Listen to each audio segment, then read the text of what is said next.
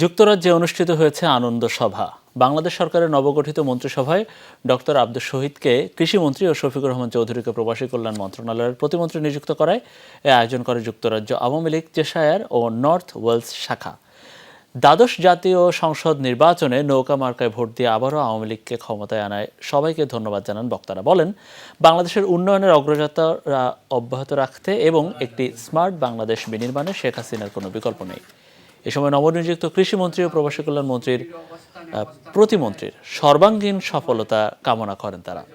অনুষ্ঠানে সভাপতিত্ব করেন সংগঠনের সভাপতি আব্দুস সালাম, সাধারণ সম্পাদক এটিএম লোকমানের পরিচালনায়। এতে আরও উপস্থিত ছিলেন আব্দুল মালিক, সৈয়দ মোস্তাক, শাহজানুর রাজা, আজাদ উদ্দিন, সৈয়দ সাদেক ও সেতু চৌধুরী।